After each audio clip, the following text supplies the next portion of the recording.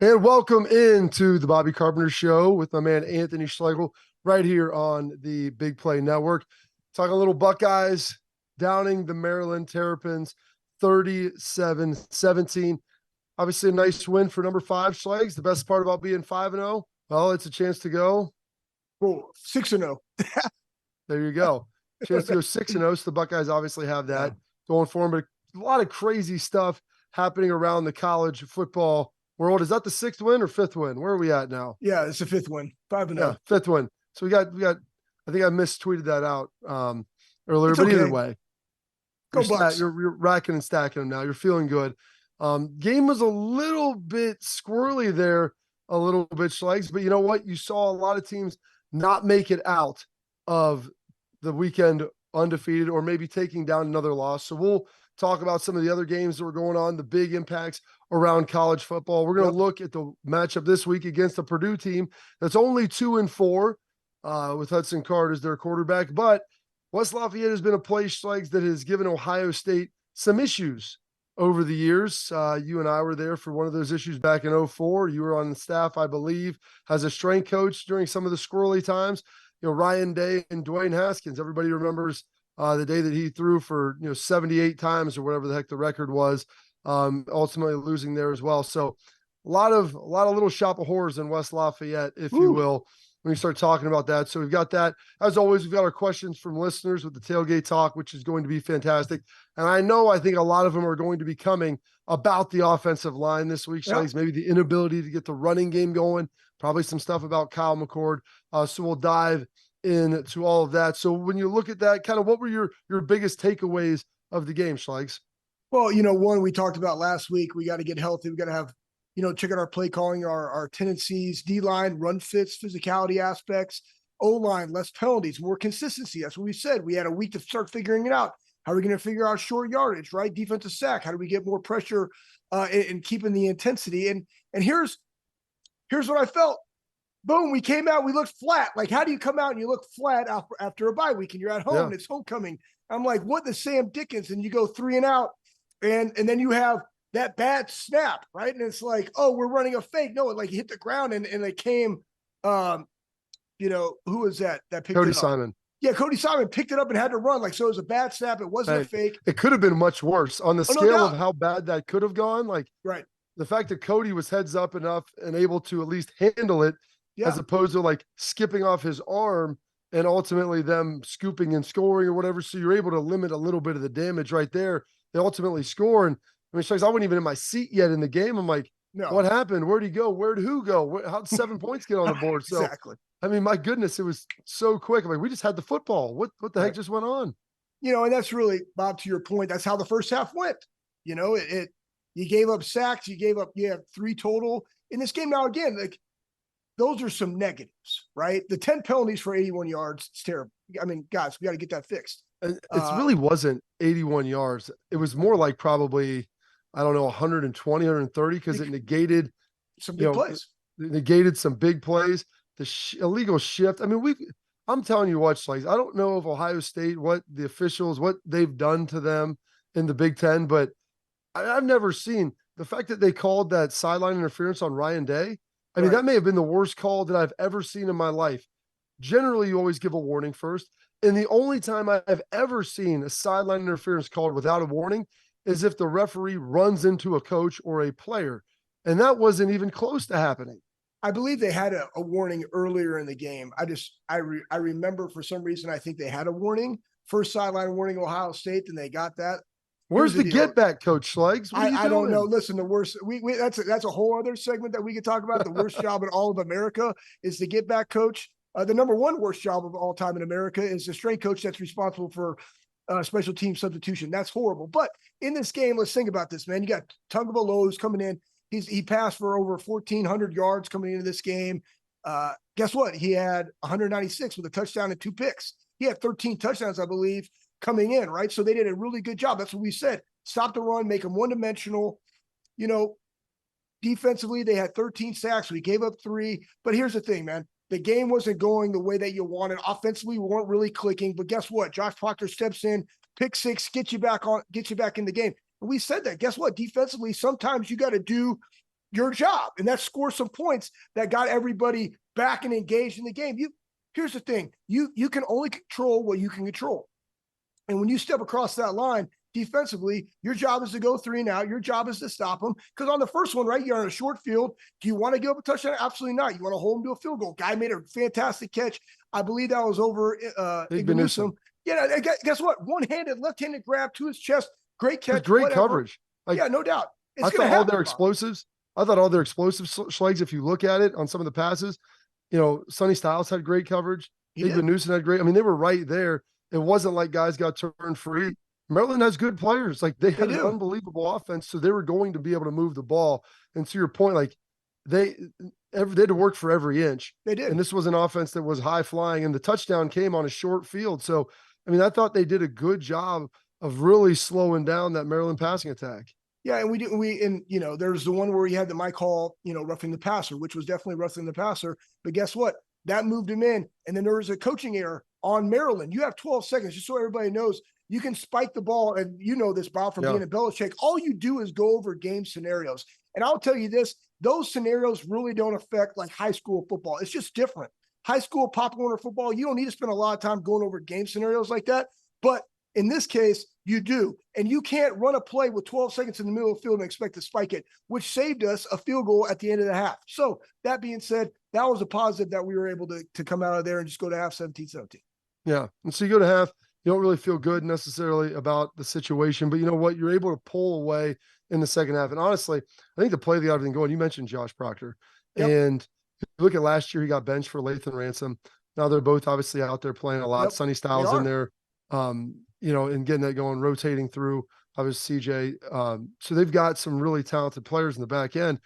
But Josh Proctor was a highly recruited guy, 5-star kid out of Tulsa. You thought he was going to come in, be a 3-and-done guy. He hurts his shoulder. He, breaks his leg. He had all kinds of issues. And you're seeing a more mature player now in his 6th season.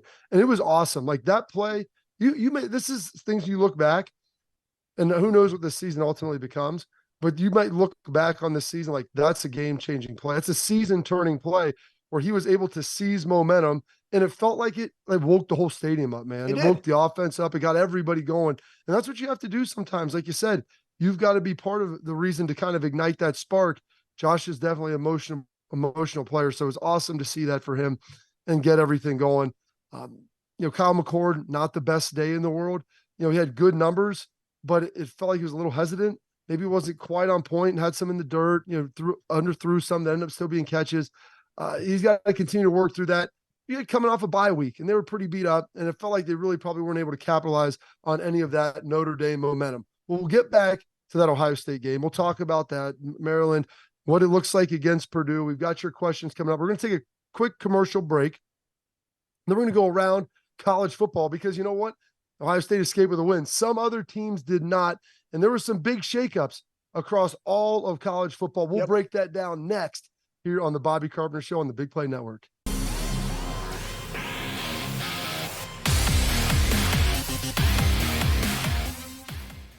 Zipping around the world of college football right here on the Bobby Carpenter Show, Big Play Network. And 7 top 25 teams Schlegs lost this weekend. So we're talking about Texas. You're talking about Notre Dame, Washington State, a Miami game that you're pretty excited about that went down to the wire. Hey, more games are lost than won, Schlegs, in the NFL and sometimes in college football as well. I want to start, though, quickly with this Oklahoma-Texas game. Red River, I think a lot of people looked at Texas as being the team to beat. I thought they were maybe the most talented team. And if you looked at who they had beaten and how they were playing, I thought they may be the best team maybe in this young college football season thus far. But give Brent Venables credit. Dylan Gabriel, unbelievable game. And at the State Fairgrounds in Dallas, Texas, they were able to take down the vaunted Longhorns. Sooners getting it done 34-30, Schlegs. What do you think about that one? Well, I thought it was a great game. I mean, it's one of those ones, especially for Oklahoma being beat last year in, the Red River rivalry or Red River shootout, as we used to call it. They got beat last year 49-0, and they came back 5 lead changes in this. And again, it goes back to ball security. We saw when we played Maryland, right? We got 2 picks. Awesome. You saw in the Notre Dame game, they had 5 turnovers. You can't beat an undefeated team, Louisville, when you have 5 turnovers. In this, 5 lead changes. Texas had 3 turnovers, right? I think it was 2 picks and a fumble by yours. Can't do that in these type of games versus great competition. So immediately right there, Texas, Gabriel, the last drive, 17 seconds left. I mean, that's what you got to do in those moments. Your best players got to step up and make big plays, and they did in that game. Yeah, Dylan Gabriel played really well. Quinn Ewers, like you mentioned, a couple of picks. It looked a little disjointed. I mean, they had shots to win. Like, it was a close game down to the wire. I thought Texas would probably win by a touchdown, maybe 10. Give them a lot of credit, though, in Oklahoma, because they needed this after, like you said, Schlegs, getting beat down last year. So this is going to really throw a wrench in the rankings, because the Big 12 doesn't really have anyone else. And you look at their schedules, both of these teams should win out. And whether you like it or not, with the way it's set up now, they will be most likely having a rematch in the Big 12 championship. Georgia Tech, Miami. I mean, Miami was quietly undefeated, beat A&M. You felt like, hey, they're in a pretty good spot.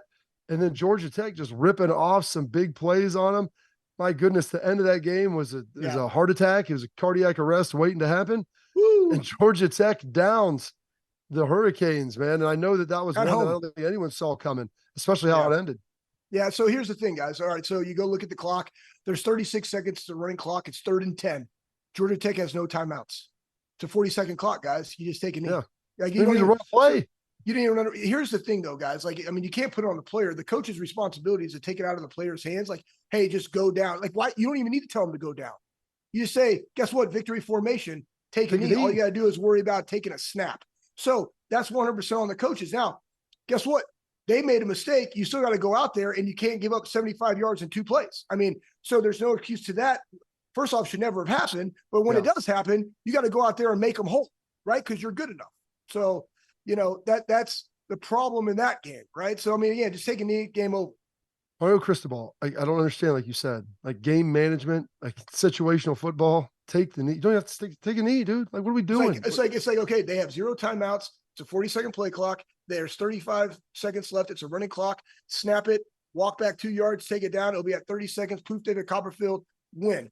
Yeah, it's awful. I as a fan, like, I would be sick to see that happen. And then watching that Louisville Notre Dame game, I felt like it was almost a matter of time before Notre Dame ran out of gas. They've got the bye week coming up in 2 weeks. Is their off week? They've got USC coming this week, which we'll talk a little bit, but couldn't get it done against Louisville. Hostile environment. I thought Sam Hartman looked a little rattled, and back to his time at Wake, I don't think he'd played very good against Louisville in the past, and obviously didn't play well again. Threw a pick, made some bad throws. Didn't really feel like that Notre Dame team just had the juice that they've had the last couple of weeks, and we'll see if they've got it against USC. But I mean, my goodness, it's interesting and how that shook out. And I think if they beat USC, they're still in pretty decent shape. Yeah. If you're Ohio State, you need this Notre Dame team. You would like to see them be a 10-win squad, because that helps backstop you in case of anything else happening. And you would love to be able to get a 1 or 2 seed to help dictate where you're playing and who you're playing against. Well, I mean, ultimately, like, Ohio State controls its own destiny. That's number one. Number two, yes, Bob. I mean, you have USC, and now again, USC's coming in. They just beat Arizona in triple overtime. So you have USC, then you have a bye, then you have Clemson, remaining. Louisville then also has Duke, a bye, then they have Miami, then they have Kentucky at the end of the year. Yeah. So they potentially win out. Now they're in the ACC championship game. So if that's your only loss, and I mean, besides us, like, that's not bad, right? So there's some other things that have got to be, worked out. But to your point, and this is what we're going to see when we talk about schedule later on, is being able to get up week in and week out. Now, this is Notre Dame's 4th ranked opponent in a row. At night. So again, it takes a toll. And it's just, so everybody out there, like the NFL, every single week, everybody is good. I mean, it's how do, the Ravens, and we were just talking about this, like, how did the Browns look this week? And then they come back and they just absolutely beat somebody that you don't think they're going to beat because of the way they played the following week. They're pros, man. It's just, it's what it is. And in college football, in a 12-game season, it's going to be like, how do I get my teams to play at max capacity week in and week out with 18 to 22-year-olds? Daunting task for the coaches and the players that you recruit into your program. Absolutely. It's absolutely crazy to see that. But even in the NFL, like, you're not playing at night each and every week, which is what they're ultimately having to do. Yeah. Incredibly tough to get that done. So those night games going to be very, very difficult to kind of deal with. Some stuff coming up this week, big games, two huge teams out west, undefeated, number 8 Oregon at number 7 Washington, or Washington favored, I believe, by 3 points is the early line. We'll see how that moves. Obviously, throughout the week, Bo Nix, Michael Penix Jr., two of the big transfers in college football. For my money, I think Oregon is the best team, the most complete team in the Pac-12 Schlegs with how they're able to play. They've got good defense. They've got good offense. They can throw it. They can run it. They seem to be a team that's built to win in a lot of ways, where I think with Washington, all they want to do is try to race you to 70. So Tosh Lupo, I coached with him with the Jaguars. He's fantastic, man. He's going to come after him because he knows the one thing you got to do in a game like this, when you got these type of quarterbacks, is you got to hit them, right? And they're going to come after Penix. Like that, he's the guy that makes everything go. I mean, he almost has he has 1,999 yards passing, 16 touchdowns, 2 picks on the year, and his lowest game's 304, and they scored 59 points in that game. So what do? You hit that man. You hit that man. You hit him often, because he's what makes them go. So in that regard, Bob, Oregon also can run the football very, very well. So though it's at Washington and they're favored, it's going to be a really competitive game. And again, guess what, guys? Hey, this is what you're bringing into the Big Ten. Yeah. Though these quarterbacks are not going to be there, the one thing that they all have is they have culture and they can recruit. So again, it's just going to lift up the Big Ten as we move forward in this conference expansion. Absolutely. And then lastly, a game that a lot of people are locked in on, and USC barely escaped Arizona. 2 weeks in a row. Yeah. They are flawed. Caleb Williams bails them out, but they are a flawed team. Not that they can't be better and can't still improve, but USC at Notre Dame. So at least Notre Dame is at home for this night game. USC favored by 1.5. They dropped down to 10th in the AP after barely pulling out a win against Arizona. And for Notre Dame to win this one, Schlegs, I think they've got to rip that page out of the Ohio State playbook. They need to get Audric Estime going. They're going to have to bleed the clock. You need to make this thing an 8-possession game, because I don't know if USC has the patience to try to beat Notre Dame the same way that Ohio State did. Yeah, you're 100% correct, Bob. They got to slow this down. They got to run the football. You have a really good defense, but don't forget what happened in the Colorado game, right? Colorado, they were up, I believe, 41-14 at one time, and Colorado came back and brought it within 7. So at the end of the day, take that playbook. Marks is gonna do it. It's gonna be a really competitive game at night at Notre Dame. Absolutely, and it should be one heck of a watch. I hope Notre Dame gets that done. If it does, that'll be a huge win for them, because their schedule opens up a little bit, and then they really just have Clemson to close out the season. So it could be an unbelievable opportunity for them. So stick around, because the biggest game of the week for all Buckeye fans is going to be the Buckeyes going to West Lafayette, a place that has not been kind to the Buckeyes over the years. We'll see how that looks. Schlegs and I will break all that down and give you the tidbits of what to watch for in that game. That's coming up next here on the Bobby Carpenter Show, right here on the Big Play Network.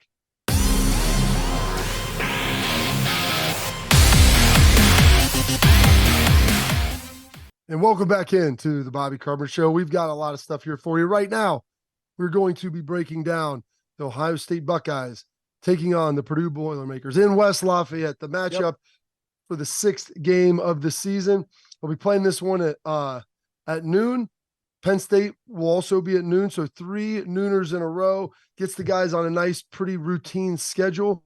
I mean, outside of the world's largest drum Schlegs, I'm not sure exactly what else West Lafayette has to offer. Could this be a trap game, Go? If you look back, Purdue's won 3 of the last 4 meetings in West Lafayette. They won in 2018. They won in 2011, 2009. Buckeyes won in 2013. You were on the staff for that. And Schlegs, we even lost there in 2004 as part of Jim Tressel in a game that, that haunts you because you feel like you should have won it. And then even going back to 2002, that's the Holy Buckeye game with Michael Jenkins. And what's crazy is some of those games were against good Purdue teams, but some of them, these Purdue teams were not great. And so I don't know what it is about, North Central Indiana that kind of gives the Buckeyes some issues.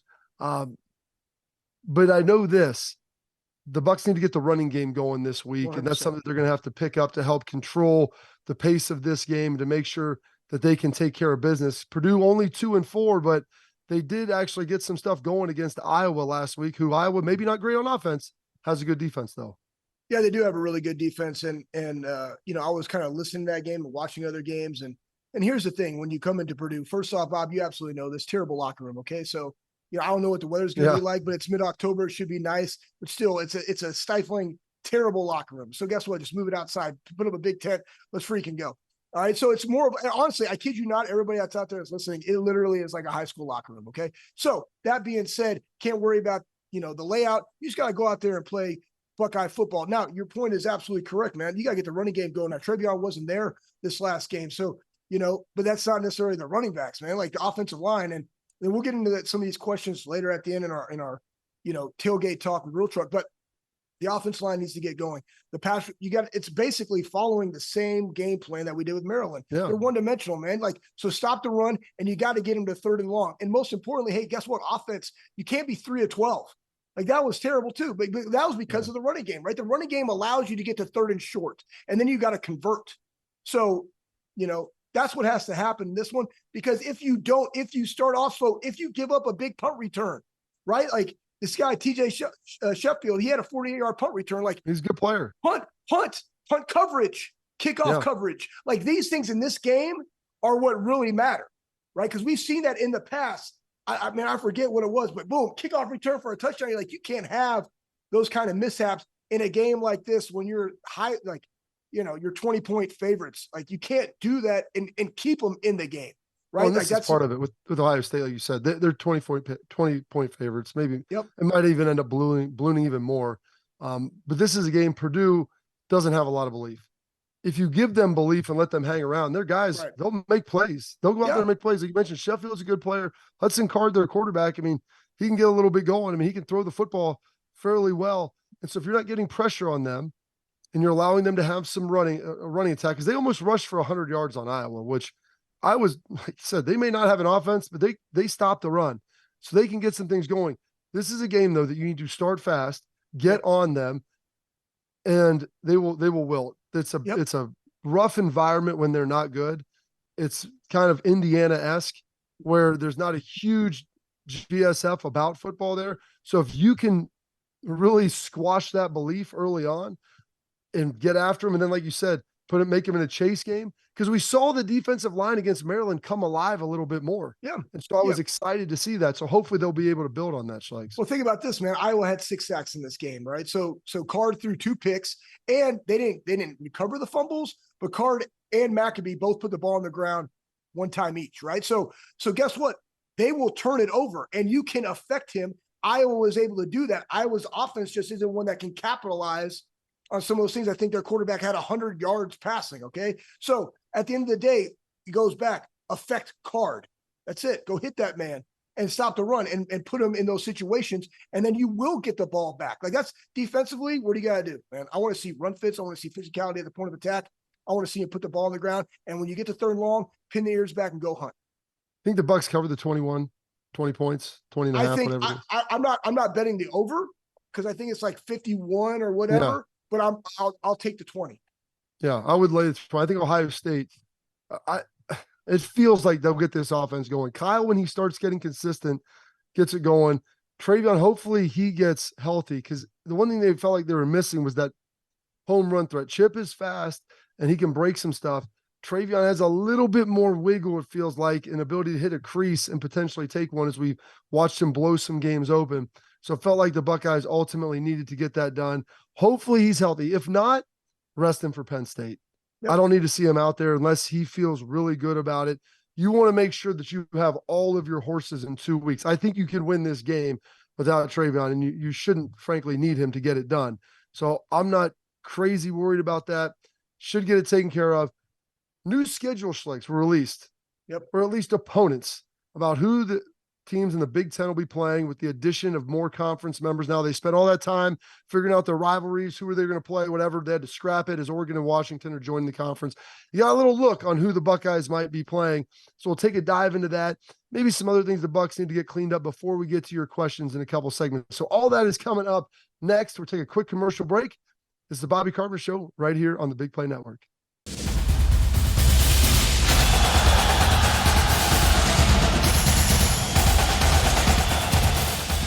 Welcome back into the Bobby Carpenter Show here on the Big Play Network. Big Ten released some of their home and away matchups for the 2024 through 2028 season. One of the things the Big Ten tried to do is they wanted to make sure, Schlegs, that over a 4-year period, you would play every team at home and away so that every player would get a chance to visit every opposing stadium. I like that. They try to protect some rivalries. So Ohio State and Michigan obviously will be locked in. Curious what they did with some of the rivalries, like Michigan State, which is a long-standing one, which seems like one that's probably going to be pushed aside. We already know Ohio State, Penn State, theirs is gone. I don't know if Penn State has picked up any rivals. There's still some stuff they're trying to work out, but they did get this all out. Ohio State will go west each year in 24. They're at Oregon, 25. They're at Washington, 26 at USC, 27 at Oregon, and then 28 at UCLA. You throw some non-conference matchups in there with some home and homes with Texas and then home and home with Alabama. And next year's schedule in 2024 doesn't seem that great. But, man, you get to 2025 and beyond, throw Alabama, Texas on top of USC and Washington, all these teams coming in. There's some robust schedules here that, as a coach, I may not love, but as a fan, I'm here for. Yeah, so here's what I got from the schedule. One, I love the fact that we will no longer have a Purdue or a Northwestern from a weak division playing in a conference championship. I love that because that's not right. Two best teams should play. Two is it's going to be really fun as you see what happens in the portal with these teams and being able to stay relevant, right? It's why I like the additions of USC, UCLA, Oregon, and Washington on the West Coast, because they have head coaches that have been there and have a culture and an identity in their programs. So that coming in on board in the Big Ten bodes well. But these non-conference games, like you said, a Texas and an Alabama, guys, you might see a 2-loss team playing it. Now, it might be a 1-loss in conference, but another 1-loss out of conference. The conference is the only thing that matters. So you could potentially see a really good 2-loss team playing in a conference championship. I just like the fact that every game matters. And I mean, these are just true like programs colliding every single week. It's going to be fun. It is going to be fun. Some of the things that sadden me, like Ohio State's only going to play Penn State 3 of the next 5 seasons, which, for us, man, that was such a great rivalry. We're going to get to see it again in a couple of weeks. It's going to be super juiced for that. But like you start factoring in, in 2026, when you've got Oregon coming to town, you're playing team up north. You start looking in 2025, I believe they have Texas at home, but then you also have UCLA and Penn State. And I look at the schedules in totality, but I also look from a selfish perspective. So like, who's coming to the Horseshoe? Who am I going to want to go see in that stadium? Yep. And, I took the kids to Maryland to call my third son, Cullen, some of his buddies, and it was awesome. And it was a good game. And that Maryland team's 5-0, and heck, they may end up 9-3 this year. They're a good squad. If they were in the West, they'd probably be 10-2 and potentially winning the Western Division of the Big Ten. They're doing away with the divisions now. And this should be something I think that will help energize the fan base, getting people to the stadium. Because let's be honest, man, like there's so many things going on now in the world. You have got to give people a reason to go down there. Yep. It's expensive. It's a hassle. There's a lot of stuff going on, and it's phenomenal when you're there. Like the in-home viewing experience is so good. And so you have to at least bring a 6 or 7 game home schedule. You need 3 in there, in my mind, that pop. And that's going to be great. Plus you combo it. You throw like an Ohio University and schools like that, that'll give you some in-state juice and people get fired up about it. I like it. And I do love the fact that going divisionless is going to also make for the fact that, like you said, the 2 best teams will play. And that's what you should want to see. Now, you may see a rematch of Ohio State, Michigan from time to time, but I mean, the reality is if you can't have everything. So you get what you get and you don't throw a fit. Yeah, guess what? It's also not a bad thing when you have an opportunity of winning 2 gold pants. So boom, attack. How does that work? Do you think they get like 1 leg if you win 1?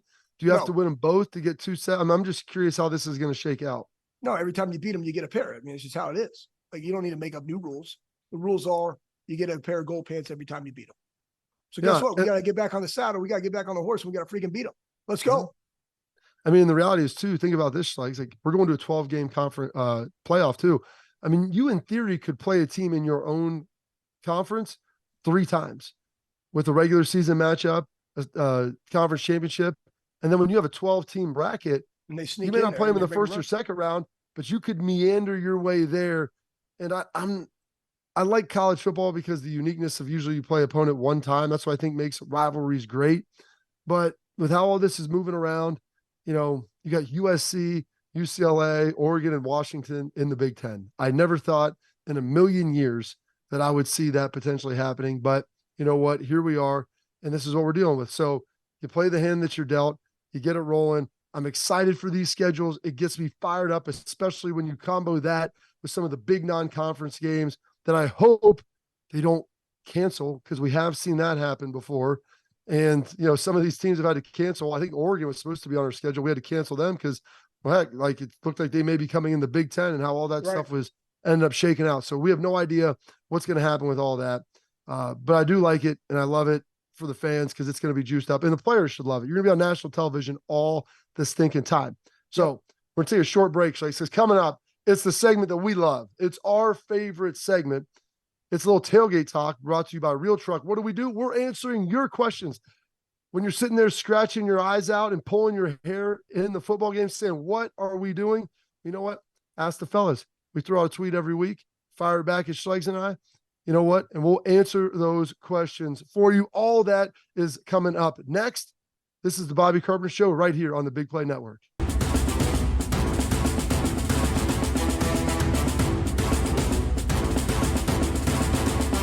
Welcome back into the Bobby Carpenter Show. And it's our favorite time where we get to sit here and answer your questions. It's a little tailgate talk brought to you by Real Truck. And last year, Real Truck partnered with George Kittle, Travis Kelce, and Dak Prescott to give away 3 ultimate trucks to 3 community heroes through the Truck It list. How about that? This year, they're giving away 1 lucky winner to ultimate tailgating truck.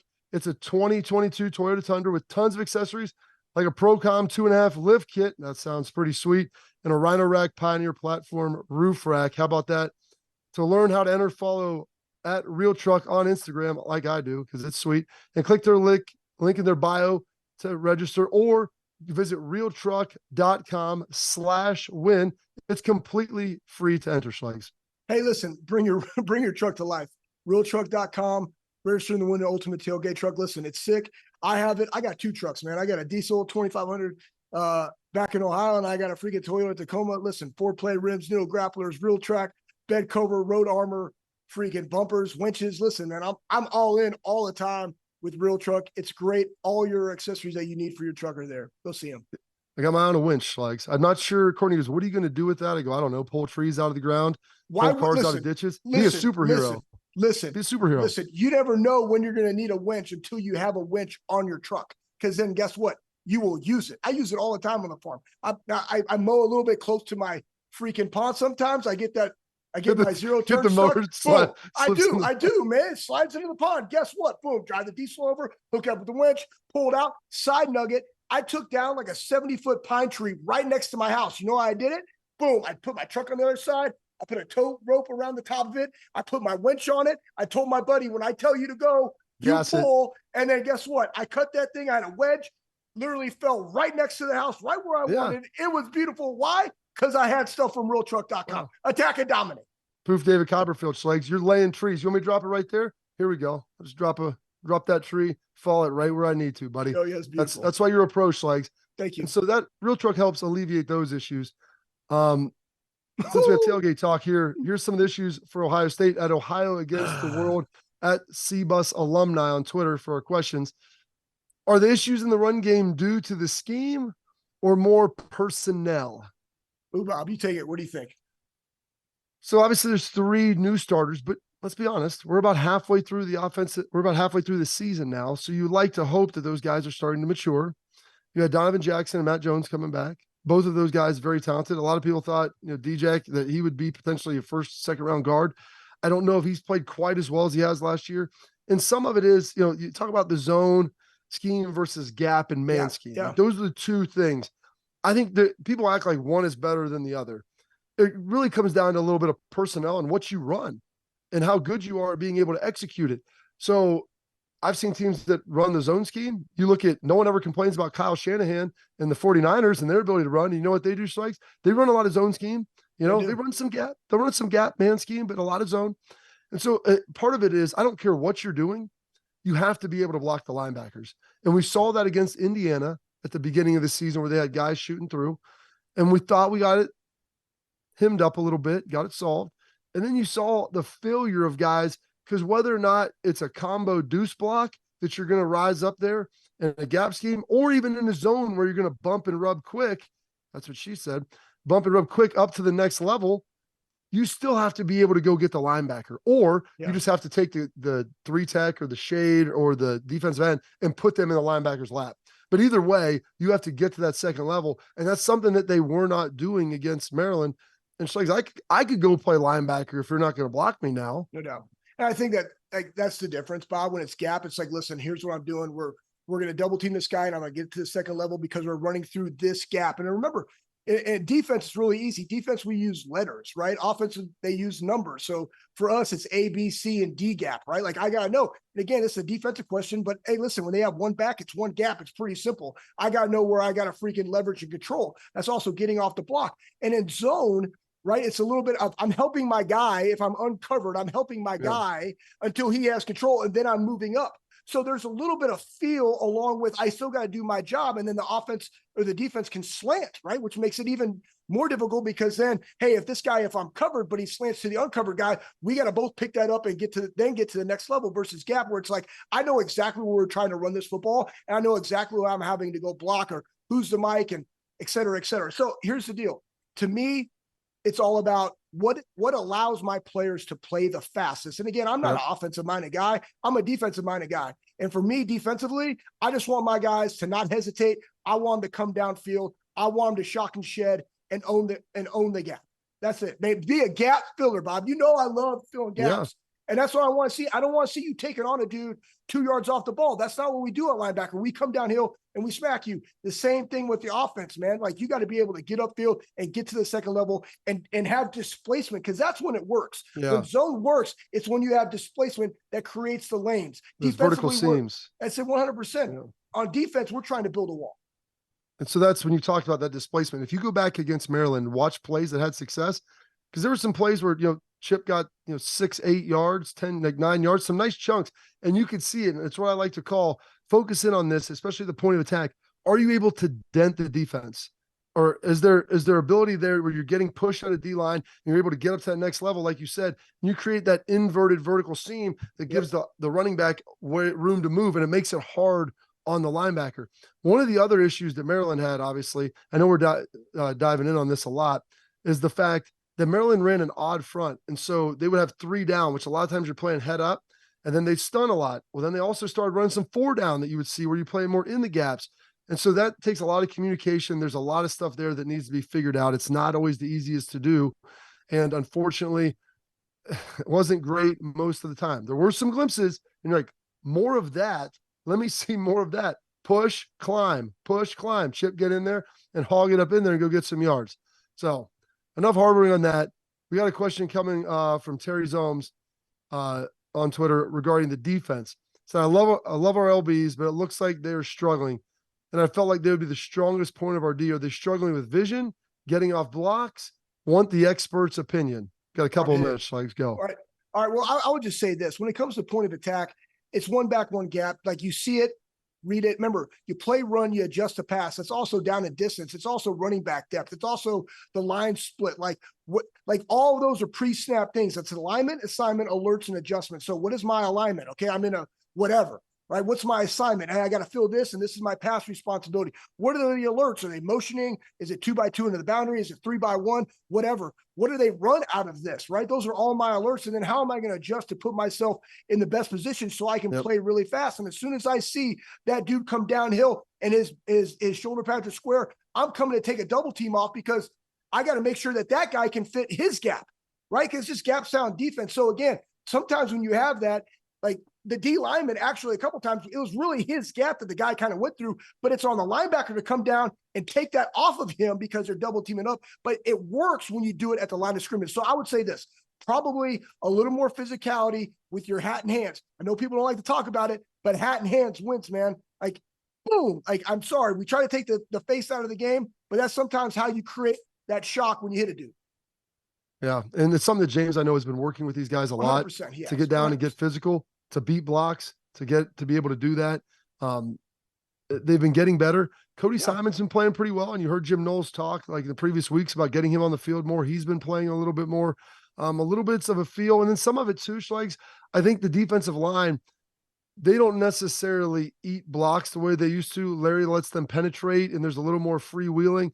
And then that puts the onus, like you said, on the linebackers to make that guy right, to make sure, hey, if he's going to be this aggressive or maybe he's going to backdoor something, you've got to see that, and it makes you slow down a little bit, and you maybe aren't quite as aggressive, but you got to make them right. They've been up and down. I don't think they played great against Notre Dame, maybe a little bit better. And Tommy had 13 tackles. It wasn't like he played bad. You need to see a little more steel. He's been beat up some. Tommy or Cody as well. And maybe even get CJ Hicks in there a lot, because I know people are clamoring for him. And I do think there are some things he can do, but these guys got to prove it in practice and they have to show it. All right, we're going to take our last break. Talk a little bit about a guy who I know Schlegs idolizes, hat in hands.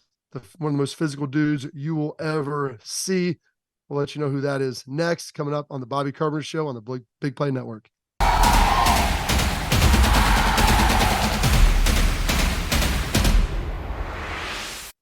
Final segment here of the program. Thanks for tuning in with us. Make sure you subscribe if you're watching this on YouTube, by the way, so you can check it out at the Bobby Carpenter Show. Some tough news last week. NFL legend, Hall of Famer, Chicago Bear, believe 7-time Pro Bowler, 5-time first team All-Pro, 2-time Defensive Player of the Year, Fighting Illini alum at Illinois. And I know the guy who wore the most famous guy to wear number 51. And it's why my co-host, Mr. Anthony Schlegel, wore 51. Dick Butkus passed away last week at 80 years old. One of the most physical dudes you're going to find, Schlegs. I'm going to open the floor for you because I know he's your man. Yeah. So here, here's the thing. So Colonel Mew, when I was at the Air Force Academy, gave me this in 2002. Matter of fact, before every game, I used to give this to Richard Bell, my D coordinator. And I was like, I'm playing like that guy. And I mean, it's a little emotional for me. And I never met Dick Butkus, right? But I always wanted to be a linebacker ever since I watched him on NFL films when I was 6 years old. My name was Anthony Schlegel, fullback, until I saw Dick Butkus, and I wore 51 for that reason, because he played with inspired tenacity and toughness that I never witnessed. And I was like, man, I'm not the most gifted person in the world. Bob knows this, man. I'm a 6-foot linebacker, and all I cared about was like, Anthony Schlegel's a tough son of a bitch. And that's how I wanted to play, and that's how he played. And that's why I wore his number. And I still carry this in my backpack, every single day. I got a jersey. My kid has one hanging up in his room, because to me, football in and of itself is a tough physical game. And Anthony Schlegel and my kids, if they play football, they better be tough dudes too, because number 51 was the toughest. Appreciate it, Bob. He was. And I mean, dude, when I think of what do you think of when you think of Dick Butkus? I think of a guy that I used to watch in black and white or barely color movies, NFL films, John Facenda voiceovers. The grass is all ripped up. You can see their breath. It's freezing cold in Chicago. And he's just out smacking dudes, clotheslining them. Nobody wanted to play.